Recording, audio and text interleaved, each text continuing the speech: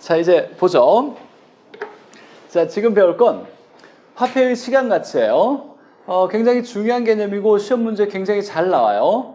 올해 2문제나 나왔어요. 이 내용에 대해서. 자, 화폐가 시간에 따라서 가치가 어떻게 변할 것이냐, 가치가 안 변하냐, 금액이 변하냐, 이런 걸 좀 따져볼 거예요. 자, 우리 계산은 학계론에서 무조건 복리 계산이에요. 말이 없어도 복리. 역시나 시험 문제 나왔어요.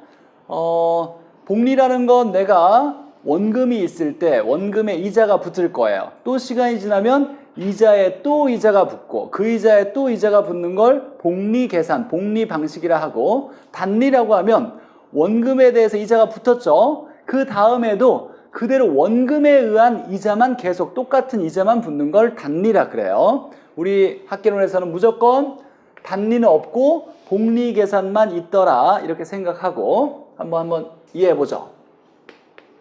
내가 현재 1,000원이 있어요. 1,000원이.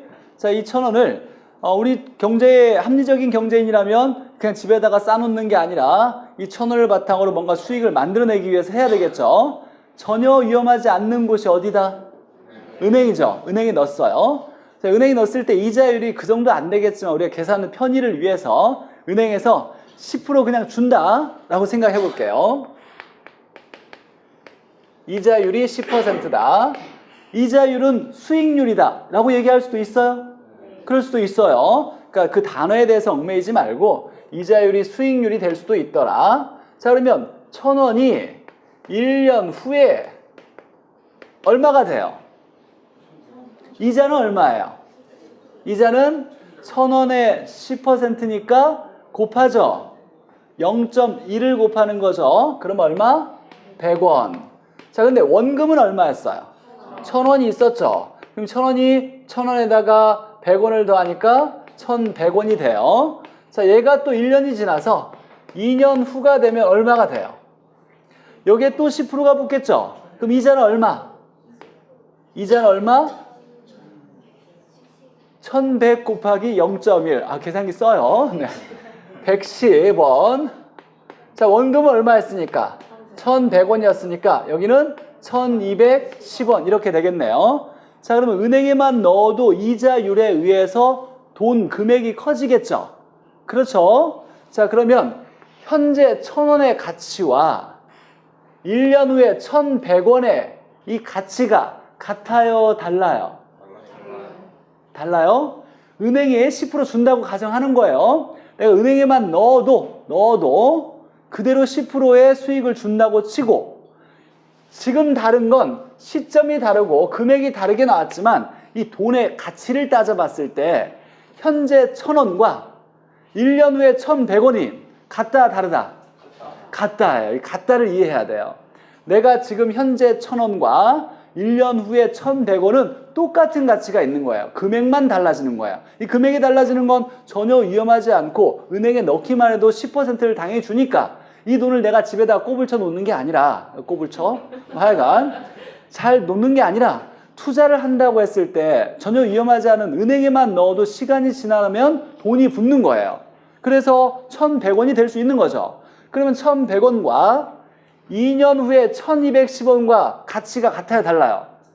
같은 거예요. 현재 1,000원과 2년 후에 1,210원과 1년 후에 1,100원은 똑같은 가치를 가지고 있는 거예요. 이게 화폐의 시간 가치예요. 근데 뭐는 달라져요?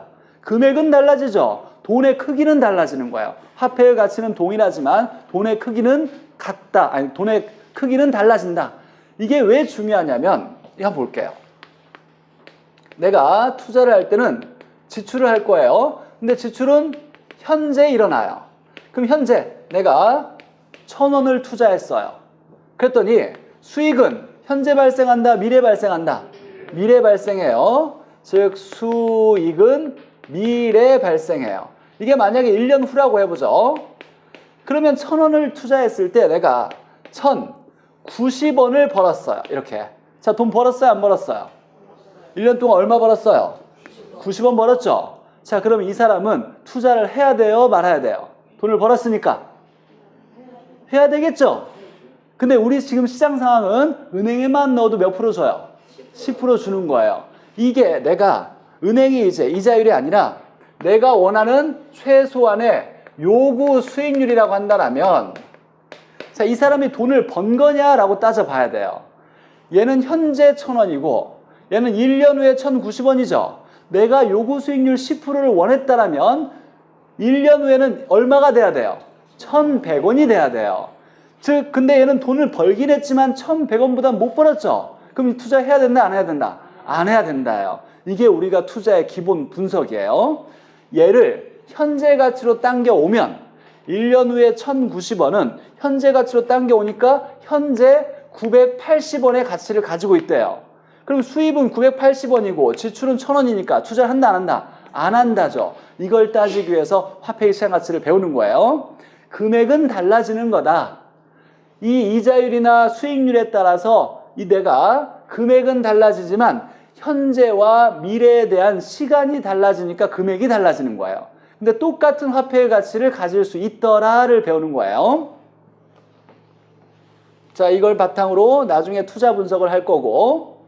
자, 그러면 좀 이걸 좀 쉽게 계산할 수 없을까를 좀 생각해 보죠. 자, 1,000원에다가 100원을 더하니까 1,100원이 됐어요. 그럼 곱하기를 했을 때 1,000에다가 1을 곱하면 1,000 나와요. 그죠? 100을 나오려면 얼마 곱해야 돼요? 10%니까 얼마? 0.1을 이렇게 곱하면 얘를 곱하면 얘가 나오고 얘를 곱하면 얘가 나오죠. 그러면 이거 더한 1.1을 곱하면 얘가 나오는 거예요. 그렇게 되겠죠? 여기서도 마찬가지로 1,100원 곱하기 1.1 하면 얘가 나오는 거예요. 계산기 누르면 그렇게 나와요. 자, 그렇다는 얘기는 뭐냐면 우리가 이제 어떻게 계산할 거냐면 1에다가 비율을 더해요. 이 비율은 이 이자율, 수익률, 요구 수익률 이런 걸 얘기하는 거예요. 퍼센트 땡 값을 더해서 몇 년 보낼 거냐? n승을 쓰는 거예요. n승. 1년이면 1승, 2년이면 2승, 3년이면 3승 쓰는 거예요. 3승 쓰면 3번 곱하는 거죠. 얘를 얘로 한 번에 탁 바꾸려면 이렇게 해주면 돼요. 1,000원에다가 자 10%니까 얼마? 0.1. 그럼 1 더하기 0.1은 얼마? 1.1. 몇 년 뒤로 보낸다? 2년. 2승 이렇게 해주는 거예요. 그럼 계산기에 1,000원 곱하기 1.1 곱하기 1.1 하면 1,210원이 나오는 거예요. 그래서 우리가 이제 돈을 시간에 따라서 바꿀 때 어떻게 쓸 거냐면 1 플러스 R에 N승을 갖다가 쓸 거예요. 1 플러스 R에 N승. 자, 현재 가치가 있고 미래 가치가 있어요. 나 긴장하고 있어. 잘 이해가 될지. 현재 가치를 줄여서 현가라고 그래요. 현가. 미래 가치를 줄여서 레가라고 하는데 레 발음하기 어렵죠. 우리나라는 발음 쉽게 바꾸는 과정이 있어요. 이걸 내가라 그래요. 그럼 여러분 이제 현가라는 말이 나오면 현재 가치지라는 걸 명확하게 떠올릴 수 있어야 돼요. 내가라는 말이 나오면 미래 가치를 얘기하는 거라고 명확하게 바로 떠올릴 수 있어야 돼요. 현가, 내가, 현재 가치, 미래 가치. 자, 얘를 현재를 미래로 보낼 때를 금액이 커지니까 할증한다라고 얘기하고 미래를 현재로 땡길 때는 작아지니까 할인한다 이렇게 얘기해요. 자, 근데 할증하는 건 배웠어요. 어떻게 바꿀 거냐라고 하는 건 곱하기 1 플러스 R에 N승을 곱한다예요. 그러면 할인하는 건 뭐겠어요? 뭐? 곱하기 반대는 뭐? 나누기 1 플러스 R에 N승을 나누면 할인이 되는 거예요. 자, 그럼 일시불의 할증. 자, 일시불이라는 건 돈이 한 번 있을 때, 한 번. 돈 딱 한 번. 돈 하나를 미래로 보낼 때는 1 플러스 R에 N승을 곱해주고, 자, 일시불 돈 한 번을 할인할 때는 1 플러스 R에 N승으로 나눠줄 거예요. 자, 이때 R은 수익률. 이때 퍼센트 없는 비율을 쓰는 거예요. 자, 그러면 10%는 얼마? 1 플러스 R이 되면 1.1. 자, 그러면 30%는 1 플러스 R이 얼마예요? 1.3. 7%는 1.07 이렇게 돼야 돼요. 12%는 1.12. 이게 자연스럽게 바로 떠올라야 돼요. 12%는 0.12니까 1 더하기 0.12는 1.12, 7%는 0.07이니까 1.07. 우리 시험에 많이 나오는 것이 7%와 12%예요. 자, 어찌됐거나 n은 몇 년 보낼 거냐? 즉 연수를 얘기해요. 자, 한번 해보죠.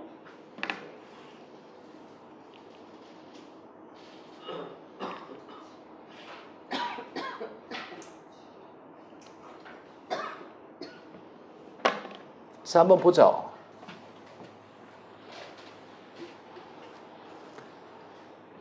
자, 현재 1,000원이 있더라. 3년 후에 미래 가치는 얼마가 될 거냐? 자, 현재 1,000원은 3년 후로 바꾸면 얼마의 금액이 될 거냐라는 거예요. 자, 그럼 할인이에요? 할증이에요? 할증해야 되겠죠? 그럼 할증하는 방법은 1 플러스 R의 N승을 곱해주는 거죠. 자, 그럼 1,000원에다가 자, 1 플러스 R, R이 10%래요. 그러면 1 플러스 R은 얼마? 1.1. 1.1에 몇 년? 3년을 보내준다. 3승 쓰는 거예요. 그럼 계산기에다가 1000 곱하기 1.1 곱하기 1.1 곱하기 1.1 딱 3번 하면 값이 1331원 이렇게 나올 거예요. 아, 그렇다는 얘기는 현재 1,000원은 수익률이나 이자율 10%로 계산했을 때 3년 후에 1331원과 똑같더라 라고 얘기하는 거예요. 자, 이건 일시불에 돈 한 번 있었죠? 한 번 있는 돈을 이렇게 할증해 준 거고, 두 번째 3년 후에 1억 원이 있대요. 3년 후에 1억 원이 들어올 거래요. 3년 후에 1억 원이 온대요. 자, 근데 얘는 현재 가치로 따지면 얼마냐라고 물어봤어요. 자, 이때 할인율을 7% 쓴대요. 이게 할인율을 쓰든 이자율을 쓰든 수익률을 쓰든 뭐 상관없어요. 비율을 쓰는 거예요. 자, 그러면 7%에 1 플러스 R은 얼마?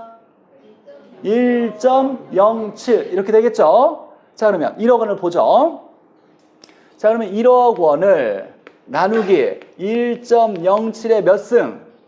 3년을 당겨와야 되겠죠. 3승으로 나눠줘요. 이걸 우리가 자, 1억이면 공 6개 떼버리고 얼마? 억이면 몇 자리? 공이 8개. 몇 자릿수? 3자릿수. 1억이면 공 6개 떼면 얼마? 100. 그래요. 100. 아직 우리가 소통이 잘 안 되고 있어요. 뭐 차차 잘 될 거예요, 이제. 자, 100이고 1.07에 3승으로 나눠주면 자, 공 6개는 있는 거예요. 마음속에 6개 담아두고 자, 계산을 딱 누르면 얼마 나올 거냐면 81. 얼마 계속 이렇게 나올 거예요. 이렇게 나왔어요. 점이에요, 소수점. 그럼 공 6개 있다고 치고 우리 계산은 뭐 구체적으로 잘 안 물어봐요. 뒤에 거 반올림 해라, 없애버려라 이런 말 나올 거예요. 자, 그럼 81이라고 나온 거예요. 즉 100이 3년 후에 100원은 현재 가치로 당겨왔을 때 81원이래요. 그럼 여기다가 이제 공 6개 붙여서 우리가 마음속에 있겠죠. 얼마? 8,100만 원. 즉 3년 후에 1억 원은 7%를 계산했을 때 내가 요구 수익률이 7%다, 이자율이 7%다 라고 했을 때 현재로는 얼마? 8,100만 원의 가치가 있더라 라는 얘기예요. 자, 지금 한 건 돈 한 번을 할증하거나 돈 하나를 현재로 땡겨왔어요. 할인한 거예요. 이걸 돈 한 번이니까 일시불의 할증, 일시불의 할인이라 그래요. 자, 2년 전에 이 문제가 나왔었어요.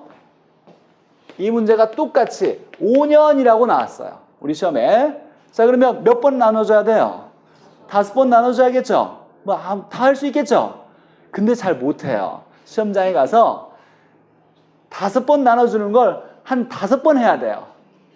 내가 막 누르다 보니까 해봐요. 1.07 곱하기 5번 쉽지가 않아요. 연습 안 하면 시험장에서 못 풀어요. 이게 쉬운 것 같지만 계산기를 계속 쓰면서 연습을 해봐야 돼요. 내가 하다 보면 3번 눌렀나? 4번 눌렀나? 6번 눌렀나? 자꾸 헷갈려요. 이 긴장되다 보니까 답은 확실히 찾아야 되겠는데 3번 눌렀을 때 답도 있고 5번, 6번 눌렀을 때 답도 있어요. 그러니까 이걸 계속 해봐야 돼요. 연습을 해봐야 돼요. 한 번에 시험 볼 때 한 번에 잘 해놓으려면. 자, 근데 우리 실제 시험은 가장 나올 가능성이 높은 건 얘예요. 연금의 할인과 할증.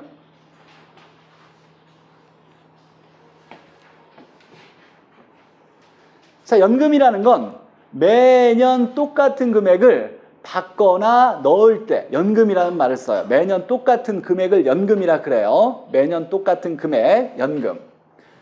자, 먼저 기억해야 될 것은 연금이 나오면 매년 똑같은 금액이 나오면 그 연수 몇 년 동안만큼을 뭘로 하냐면 수직선 칸수로 그려놓고 시작해요. 여러분은 꼭 하셔야 돼요. 한 3개월 지날 때까지 계속 이대로 그대로 하면서 문제 풀어요. 자, 예를 한번 들어볼게요. 어떤 내용이냐면 3년 동안 매년 기말에 또는 뭐 연말에 똑같은 말이에요. 연말이든 기말이든 1,000원씩 연금을 넣었다. 자, 그러면서 3년 말에 가치가 얼마냐? 또는 얘는 현재 가치가 얼마냐? 이렇게 물어봤어요. 자, 3년 동안 매년 연말에 1,000원씩 넣었더라. 자, 3년 말의 가치가 얼마고 현재 가치는 얼마냐? 이렇게 물어봤을 때 이때 이자율은 10%다라고 나왔어요. 자, 그럼 이제 해보죠. 첫 번째 할 것은 매년 1,000원씩이라고 나왔죠. 자, 그럼 연금인 거예요. 연금이면 수직선을 딱 그려요. 이렇게 수직선을 그리고 3년이니까 몇 칸 그린다? 3칸. 1칸, 2칸, 3칸 그리고 여기에다가 현재 이렇게 써놓고 여기는 1년 말. 그럼 한 칸에 몇 년 차이가 있는 거예요, 시간이?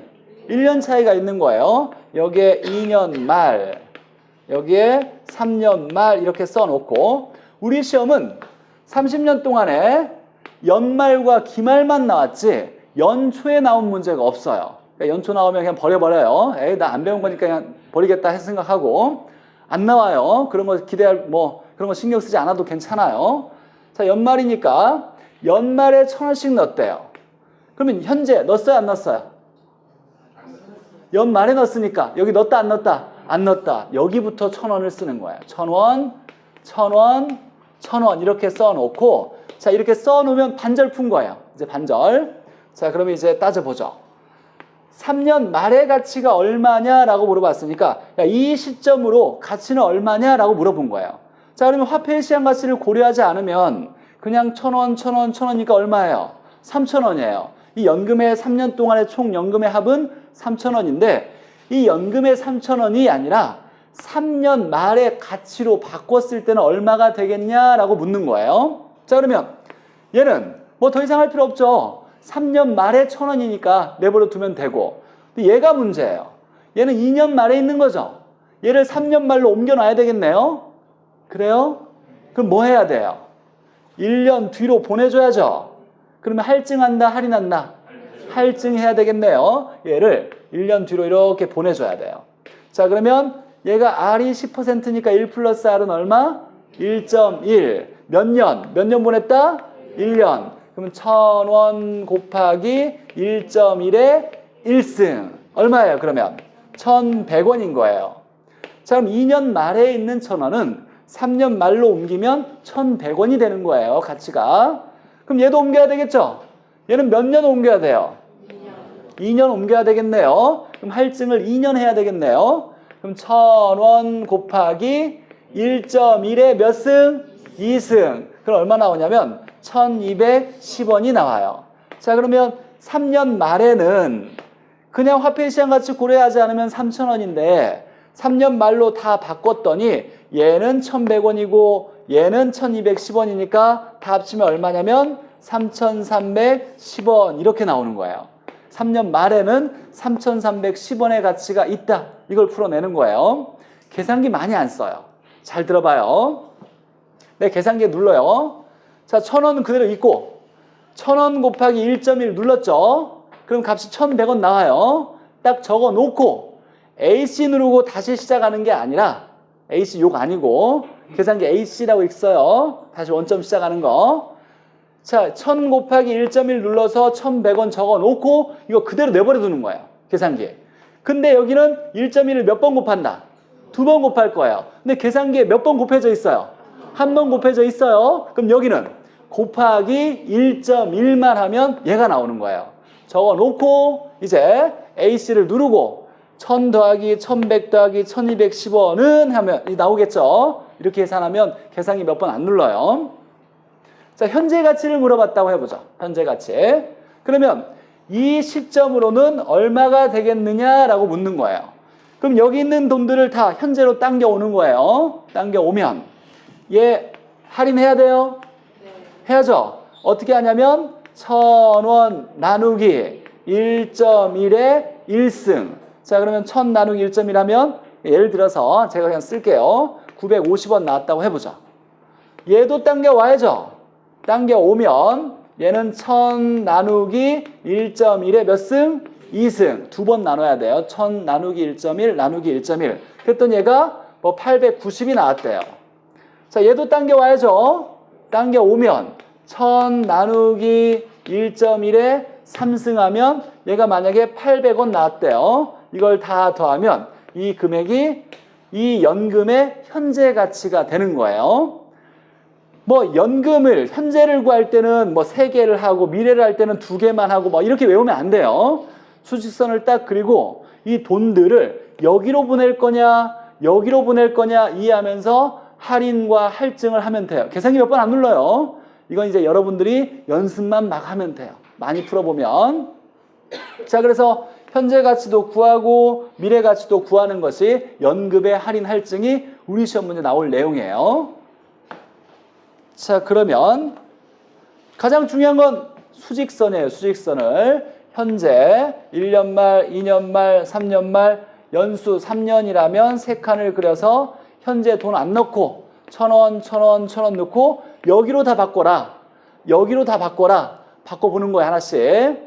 시간이 좀 처음에는 어렵겠지만 연습을 해서 문제 나오면 빠른 시간 내에 풀 수 있도록 준비해야 되고 이 문제 한번 풀어보죠. 자, A는 어찌어찌 했는데 2년 동안 매년 연말에 1000원씩이에요. 돈 한 번 있어요? 여러 번 있어요? 여러 번 있는 거죠. 연금이죠. 여기에 그냥 1000원씩이 아니에요. 그냥 1000원만 나왔어요. 그럼 수직선 그려요? 안 그려요? 내가 그냥 1000원이 있는데 2년 후에 얼마냐 이렇게 물어봤어요. 수직선 그려야 돼요? 안 그려야 돼요? 이건 안 그리는 거죠. 이건 그냥 1000에다가 1 플러스 R에 2년이니까 2승만 곱해주면 되는 거고 매년 얼마씩 이렇게 나올 때 수직선 그리는 거예요. 자, 연금이니까 자, 2년이니까 2칸 그려야 되겠네요. 2칸 딱 그리고 여기에 현재 1년 말, 2년 말 이렇게 적어 놓고 1000원씩인데 연말에 돈을 넣었대요. 그럼 현재 넣었다 안 넣었다? 안 넣었다. 여기 1000원, 여기 1000원 이렇게 되겠죠. 자, 근데 문제는 이 상품의 현재 가치가 얼마냐라고 물어봤어요. 야, 이 여기로 기준 잡았을 때 이 돈이 다 얼마가 되겠냐라고 물어봤으니까 자, 얘 할인해야 되겠죠. 몇 년? 1년. 자, 얼마로?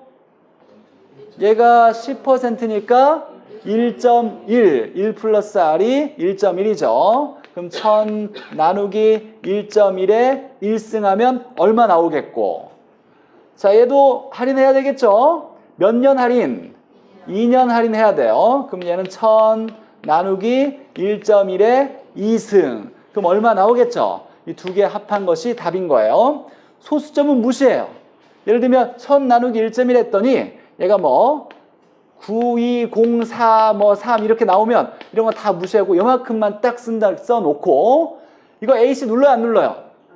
안 누르고 여기는 1.1을 2번 나눌 거니까 나누기 1.1만 했더니 얘가 872. 뭐 얼마 나왔대요. 다 버리고 이것만 적어 놓는 거예요. 그리고 AC 누르고 얘 딱 더하는 거예요. 할 수 있겠죠? 할 수 있어요? 네. 좋아요. 아, 그런 대답들을 원하는데. 자, 그리고 연습을 할 거고 조금 더 보고 쉬죠.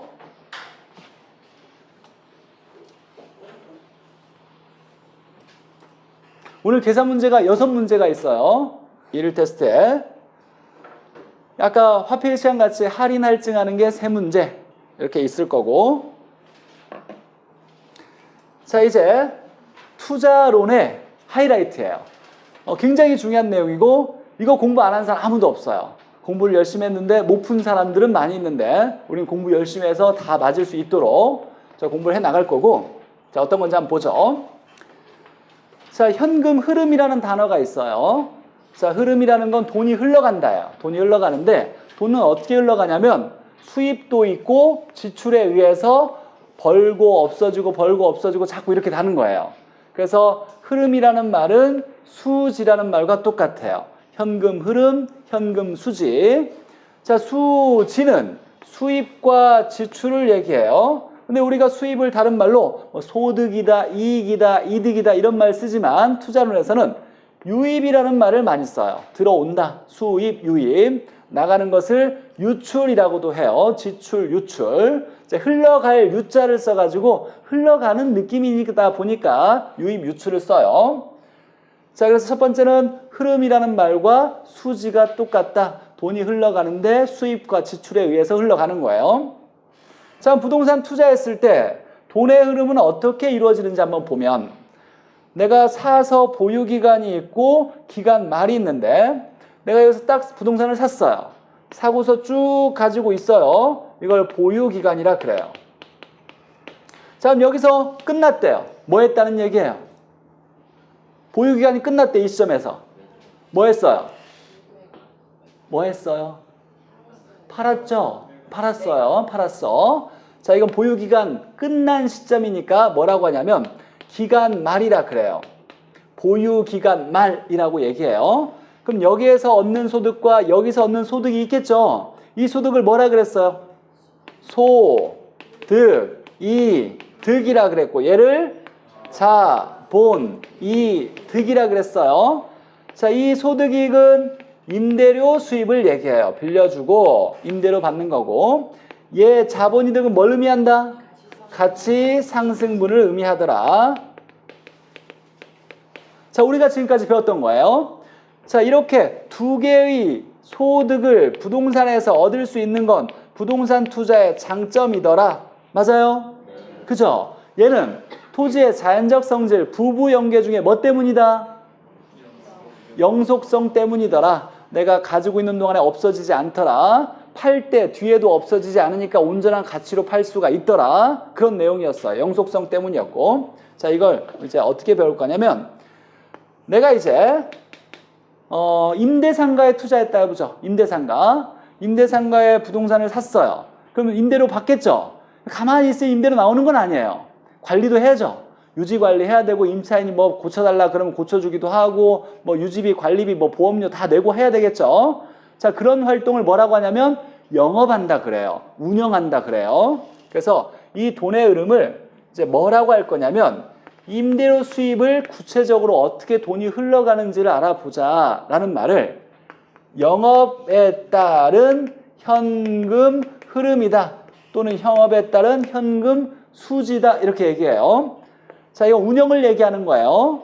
자, 임대료 수입을 자세히 알아보는 돈의 흐름 과정을 영업 현금 수지, 영업 현금 흐름이라는 말을 쓰고 자본이득에 따라서 즉 가치 상승분이 어떻게 나한테 들어오는지를 따져보는 거. 여기에 매각하는 거죠. 처분하는 거죠. 매매하는 거고 양도하는 거예요. 이걸 뭐라고 하냐면 매각 현금 흐름이라 그래요. 매각에 따른 지분 복귀액을 계산하는 건데 근데 쟤 중에 뭐가 중요하냐 그러면 얘가 90% 이상 중요해요. 얘는 얘 알면 자연스럽게 알게 돼요. 나중에 한 5월 달쯤에 제가 다시 설명할 거고 우리 목표는 5월 되기 전에 얘를 정확히 잘 열심히 공부해놔서 정확히 이해하는 거예요. 자, 그래서 우리가 배울 건 이거예요. 보유기간 동안에 소득, 이득을 버는데 이건 임대료 수입이다. 임대료 수입을 구체적으로 어떻게 흘러가는지를 배우는 것이 영업 현금 흐름. 다른 말로 영업 현금 수지라고 해요. 자, 영업현금 수지가 어떻게 됐는지 보죠. 다 외워야 돼요.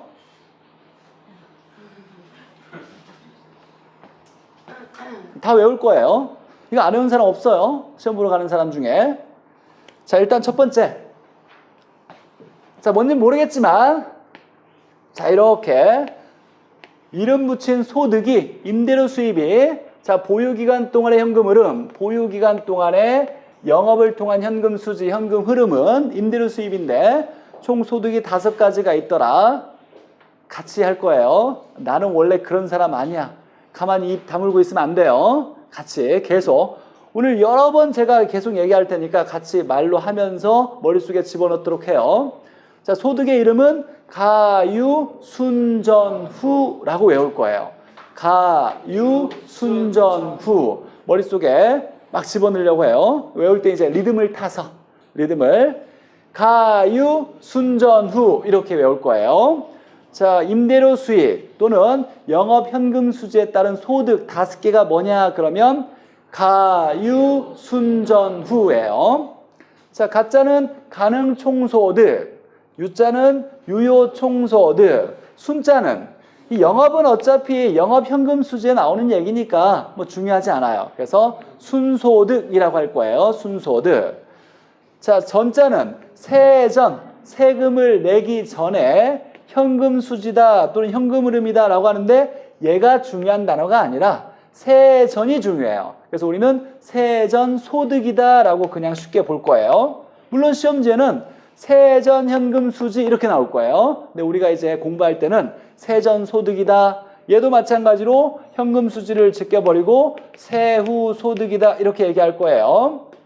그래서 가유순전후 머릿속에 외워야 돼. 계속 가유순전후에 가능총소득, 유효총소득, 순소득, 세전소득, 세후소득 이렇게 5가지가 있어요.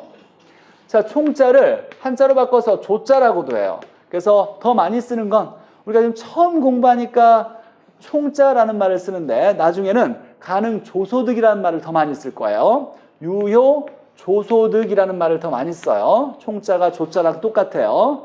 그래서 가능조소득, 유효조소득. 시험지에도 조소득이라는 말이 더 많이 나와요. 총자 말고 조자가 똑같더라. 자, 가능총소득, 가능조소득, 유효조소득, 순소득, 세전소득, 세후소득 5개의 소득이 있더라. 자, 이건 한 문제를 풀기 위한 게 아니에요. 뒤에 나오는 나머지 4, 5문제를 풀기 위해서 기본적인 이 내용들이 계속 나와요. 그러니까 무조건 알고 있어야 돼요. 가유순전후라고. 자, 얘들이 이제 어떤 의미가 있는지 한번 해석해 보죠. 자, 가능조소득은 임대 단위수, 내가 임대 상가에 투자했어요. 내 상가 호수가 10개가 있어요. 자, 임대료가 우리는 말이 없어도 1년 단위예요. 뭐 우리는 보통 월 단위로 수입을 계산하겠지만 우리 여기 학개론에서 나오는 건 1년 동안의 총 수입을 따져요. 1년 동안에. 자, 임대료가 10개가 있는데 10호가 있는데 하나에 100만 원씩 이렇게 1년 동안 벌었대. 임대료를. 그래서 하나에 1년 동안에 100만 원씩 벌면 총 얼마 벌어? 1년에 1000만 원 버는 거죠. 자, 이걸 가능조소득이라 그래요. 그럼 머릿속에 이해할 때는 뭘 생각해야 되냐면 내가 임대상가에 투자했을 때 총 1000만 원을 벌 수 있는데 실제 1000만 원 벌 수 있어요? 없어요? 실제. 현실적으로. 그럴 수 없죠. 왜? 공실도 있죠. 공실도 있어요. 또 돈 안 받고 돈 안 내고 도망가는 사람들도 있어요. 그런 사람들이 있어서 실제 1000만 원을 임대료 수익을 완벽히 다 걷어내기는 어려워요. 그럼 가능조소득은 뭘 얘기하냐면 이론상이에요. 이론상 최대로 얻을 수 있는 소득을 얘기해요. 즉 이론상 최대한에 잠재되어 있는 소득이지 실제 소득을 얘기하는 건 아니에요. 자, 이론상에 총 1000만 원을 벌 수 있지만 실제는 자, 가능조소득에서 이 유효라는 말은 유효하다, 실제를 얘기하는 거예요. 실제 총소득은 가능총소득에서 가능조소득에서 공실, 임대 안 나갈 수 있죠. 비어질 수도 있어요. 임차인 나가자마자 뭐 바로 들어오지 않을 수 있잖아요. 자, 공실도 있을 수 있고, 불량부채는 돈을 못 받는 돈을 얘기해요. 임대는 나갔는데 돈 안 내고 먹튀했어요. 못 받았대요. 또는 이런 것도 해요. 임차인인데 막 예쁘고 인사가 엄청 잘해. 그래서 난 너 임대료 안 받을래. 이렇게 임대료 받기를 포기한 사람도 불량부채라 그래요. 그런 임대료도. 그래서 임대가 나갔지만 돈을 못 받았거나 돈 받기를 포기한 임대료를 불량부채라 그래요. 다른 말로 나중에는 대손충당금이다 이런 말도 쓸 거예요. 자, 그래서 공실과 불량부채를 빼줘야 실제 유효한 소득이 나오지 않겠느냐예요. 근데 여기에다가 하나를 더 더해요. 기타 소득을 더해요. 내가 임대상가에 투자하면 꼭 임대료만 벌 수 있는 건 아니죠. 뭘로 또 돈 벌 수 있어요? 자판기 놓고 돈 벌 수도 있고, 주차장을 유료로 하면서 돈 벌 수도 있고, 옥상을 광고탑으로 쓰면서 돈 벌 수도 있어요. 이런 임대료 수입이 아닌, 지금 영업이라는 건 임대료를 얘기하는 거예요. 이게 영업현금 수지는 임대료 수입인데, 영업 외적인 수입이라고도 하는 이 기타 소득, 예를 들면 자판기 또는 뭐 유료 주차장 또는 뭐 광고판을 사용해서 내가 돈을 더 벌었다든지, 이 기타 소득을 더해야 유효한 소소득, 총소득이 나오는 거예요. 자, 그 다음에 유효 조소득에서 내가 운영을 하면서 들어가는 돈도 있죠. 비용들이 있어요. 운영하면서 들어가는 비용을 영업, 경비, 이 빚자는 비용을 줄인 말이에요. 영업이라는 말과 똑같은 말이 운영이에요. 그래서 운영, 경비, 운영, 비용 이렇게 나와도 같은 말이에요. 자, 그러면 영업하면서 어떤 돈 나가요? 관리비 나가죠. 유지비, 수선비, 수도료, 전기료, 그 다음에 화재 보험료, 재산세도 경비에 포함돼요. 이런 운영을 하면서 들어가는 비용들을 빼주면, 실제 매출에서 운영 경비를 빼주면 순수하게 귀속되는 순소득이 나오고, 자, 순소득에서 이제 내가 부동산 투자할 때는 내 돈만 가지고 투자하지 않죠. 남의 돈 빌려서 투자하죠. 남의 돈 빌려서 투자할 때 갚아야 되는 게 뭐예요? 이자죠. 자, 근데 중요한 건 뭐냐면, 우리 학개론에서는 돈을 빌렸을 때 대출을 상환하는 방식은 원리금 상환 방식을 택해요. 원리금. 이자만 갚지 않고, 물론 우린 실제로 이런 거 있죠. 뭐 5년 거치 후 만기 일시 상환, 뭐 10년 거치 후 만기 일시 상환, 이자만 내다가 나중에 원금 한 번에 딱 갚는 방식도 있지만, 학개론에서는 처음부터 원금과 이자를 합해서 내, 이런 방식을 택하니까, 자, 여기서 말하는 부채 서비스액은 돈 빌렸을 때 1년 동안에 나가는 돈을 다 얘기하는 거예요. 자, 얘가 우리가 지금까지 배웠던 단어 중에 가장 중요한 단어예요. 부채 서비스액이. 한번 보죠. 그냥 무조건 외우지 말고 단어를 한번 풀어줄 테니까. 부채가 뭐예요? 빌린 돈이죠. 남의 돈, 빌린 돈, 대출액, 대부액, 융자액, 차입액, 타인 자본이라고 했어요. 자, 이 빌린 돈에 대해서 서비스로 줘야 되는 돈을 얘기하는 거예요. 빌린 돈에서 서비스로 줘야 되는 돈은 갚는 돈이에요.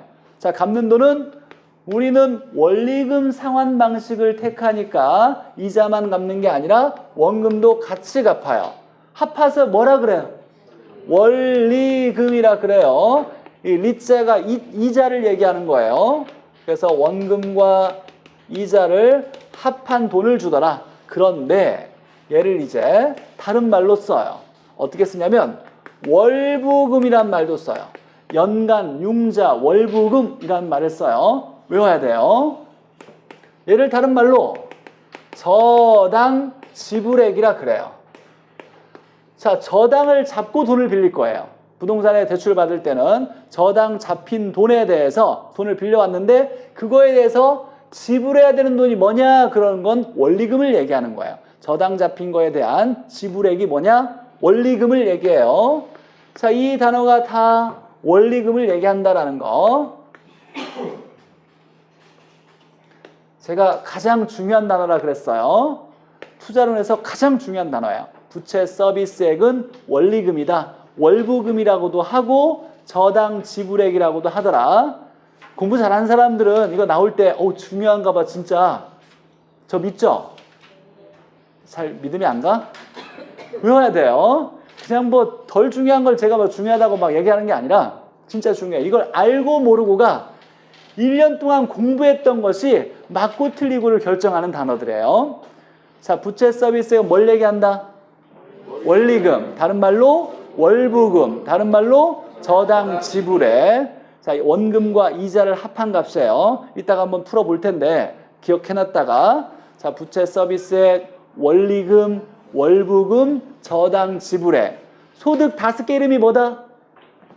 영업현금 수지의 소득 5개가 가유, 순전, 후 이렇게 돼요. 가유, 순전, 후. 가는 뭐? 가는 조소득, 유는 유효조소득, 수는 순소득, 전은 세전소득, 후는 세후소득, 가유, 순전, 후. 계속 외워요. 머릿속에 가유, 순전, 후, 부채 서비스액, 원리금, 월부금, 저당 지불액. 자, 얘를 빼면 이제 세금을 내기 전에 소득이 되고, 여기에서 세전에서 위에서 구한 세전에서 이제 세금을 빼야 되겠죠. 세후니까 세금 후의 소득이에요. 세후. 자, 그러면 세금을 빼요.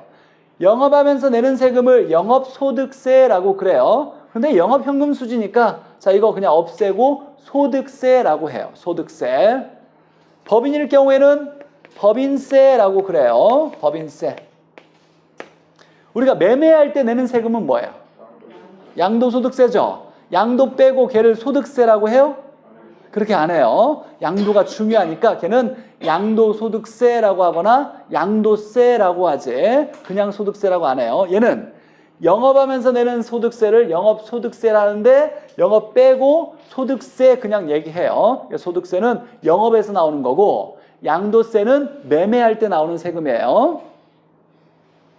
자, 그러면 이걸 지금 이렇게 외우는 게 아니라 우리는 여기서 알아야 될 것은 가유, 순전후를 외우고, 자, 이 단어 뜻들이 뭔지 알아야 돼요. 자, 가능 총소득은 실제 얻는 소득이 아니라 이론상 총 얻었다라고 가정했을 때의 소득을 얘기하는 거예요. 실제 아니죠. 현실적으로 그러기 불가능해요. 모두 얻었다고 했을 때 임대료 소득이고, 자, 여기서 공실 및 불량부채는 임대가 안 나가서 비어져 있거나 돈을 못 받은 임대료를 불량부채라 하더라 라는 뜻을 알고, 여기서 나오는 기타 소득은 임대료 수입이 아닌 영업 외적인 소득, 자판기나 뭐 주차장 이런 소득을 얘기하고, 영업 경비는 운영하면서 들어가는 비용, 운영 경비라고도 하는데 얘는 뭐 유지, 수선비, 관리비, 전기료, 수도료, 뭐 재산세, 화재보험료 이런 것들이 있더라. 운영하면서 들어가는 비용. 자, 부채 서비스액. 이게 중요하죠. 뭘 얘기한다? 원리금. 다른 말로 뭐라고 한다? 월부금, 저당 지불액이라고 하더라. 원리금이에요. 자, 그 다음에 여기서 말하는 소득세는 영업현금 수지에서 나오는 영업소득세를 얘기하더라. 자, 이 단어 뜻만 여기서 기억하면 돼요. 자, 뭔 얘기인지 알죠? 우리 일상적으로 많이 쓰는 얘기예요, 사실. 뭐 새로운 것도 없고. 자, 그래서 이렇게 흐름이 돼요. 자, 가능 총소득은 어떻게 구해요? 임대 단위수에다가 임대료를 곱해서 구할 거고, 총 이론상 얻을 수 있는 건 그렇게 구할 거고, 이제 어떻게 쭉 흘러가냐면 첫 번째 가유, 순전, 후 이렇게 5가지 소득이 있는데, 자, 공실 및 불량부채 빼고 기타 소득 더하면 유효조소득이 되더라. 그렇죠? 여기에 영업경비를 빼면 순소득이 되고, 여기에 부채 서비스액 빼면 세전이 되고, 세전에서 소득세를 빼면 세후가 돼요. 자, 그래서 이렇게 외울 걸 가공기, 유비 이렇게 순부채, 전세후라고 외울 거예요. 노란색 써져 있는 거. 가공기, 유비, 순부채, 전세후. 오늘 집에 가면서 막 외워요. 쟤 미쳤나봐. 주의사님들이 그럴 수 있어. 신경 쓰지 말고 외워야 돼요. 무조건 외워야, 일찍 외워놔야 이 투자론이 좀 쉬워져요. 자, 다 같이 해봐요. 가공기, 유비, 순부채, 전세후. 자, 같이. 가공기, 유비, 순부채, 전세후. 자, 머릿속에 계속 외우려고 노력하셔야 돼요. 자, 다시 한번. 가공기, 유비, 순부채, 전세후. 물론 부채라고 외웠지만 서비스액이죠. 부채 서비스액이니까 제가 S, 서비스의 약자 S를 쓰고 부채 S 쓸 거예요. 부채 서비스액이에요. 자, 가공기, 유비, 순부채, 전세후. 이렇게 돈이 쭉 흘러가는 거예요. 이걸 영업현금 수지, 영업현금 흐름이라 그래요. 우리가 계산할 때는 이렇게 안 외우고 이렇게 외울 거예요.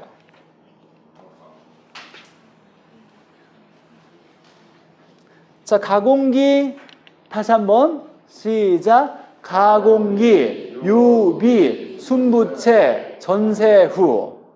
자, 계속 외워요. 자, 가유, 순, 후라는 소득 5개가 있고, 자, 얘들이 어떻게 흘러가냐면 가공기, 유비, 순부채, 전세후 이렇게 될 텐데 어떻게 구하냐면 이제 이렇게 갔다가 이렇게 내려올 거예요. 가에서 가능조소득에서 공실 및 불량부채 빼고 기타 소득 더하면 유효조소득. 유효조소득에서 영업경비 빼면 빗자가 경비예요. 빼면 순소득. 순소득에서 부채서비스액 빼면 세전소득. 세전에서 세금 빼면 세후소득. 이렇게 지그재그로 갈 거예요. 갔다가 오른쪽 갔다가 내려오고 갔다가 내려오고 갔다가 내려오고. 자, 이 식들이 어떤 것들을 의미하는지 한번 볼게요. 자, 이것만 보고 쉬죠.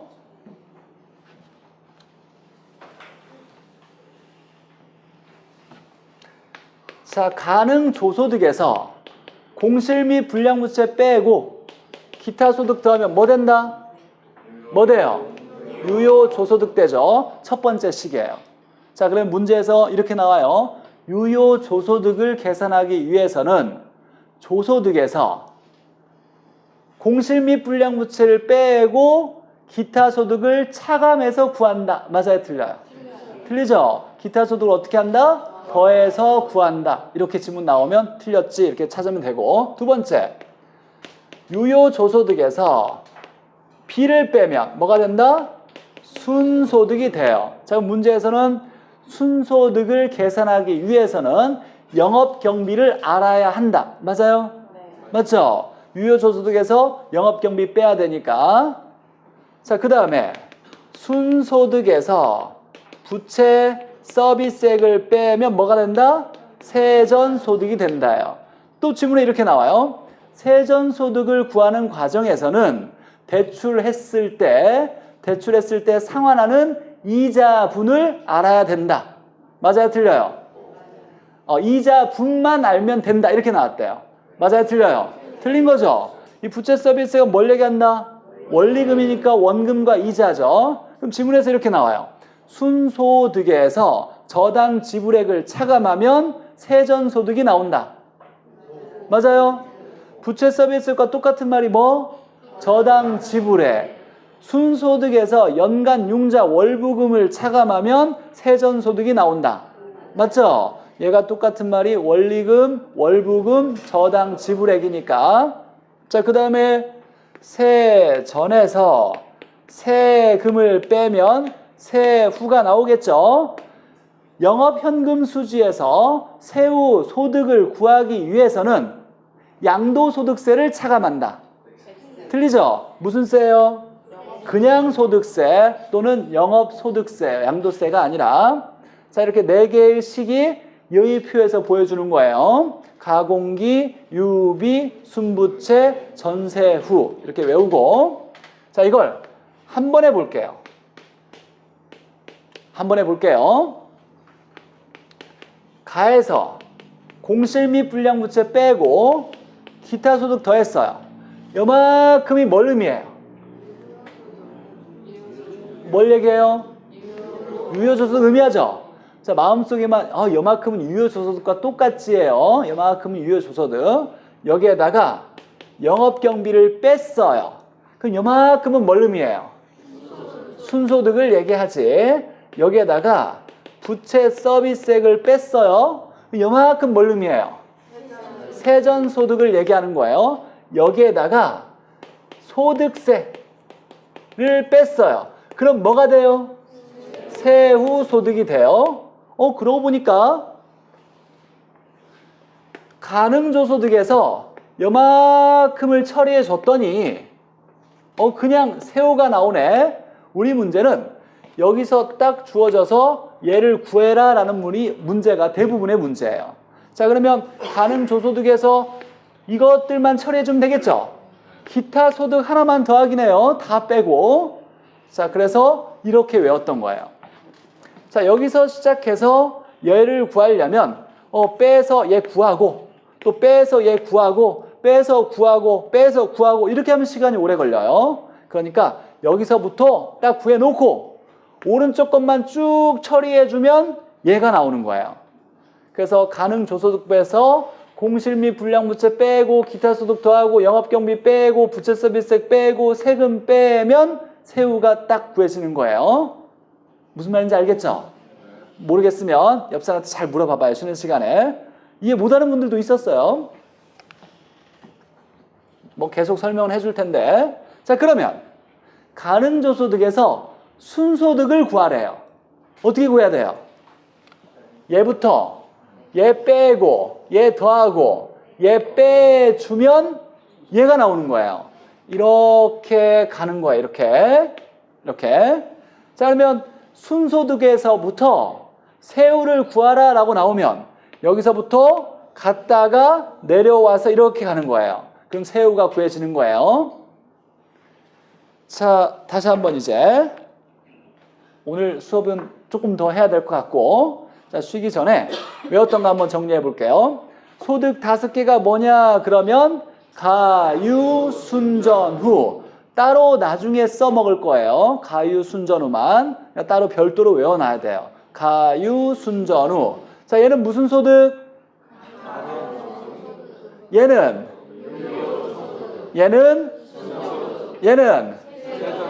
얘는 그렇게 있죠. 가능조소득, 유효조소득, 순소득, 세전소득, 세후소득. 자, 그리고 얘는 뭐예요? 공짜는 공실 및 불량부채, 기짜는 기타 소득, 빚자는 영업경비, 부채는 부채 서비스액, 세자는 소득세 이렇게 되고. 자, 영업현금 흐름의 전체가 뭐냐 그러면 영업현금 흐름을 구하는 과정이 뭐냐 그러면 가공기, 유비, 순부채, 전세후. 한 2번만 해보고 쉴게요. 자, 다 같이 가공기, 유비, 순부채, 전세후. 자, 한 번 더. 가공기, 유비, 순부채, 전세후. 잘했어요. 조금 쉬었다가 조금만 더 하고 끝내줄 테니까 화장실 가면서도 계속 머리에 가공기 이렇게 해요.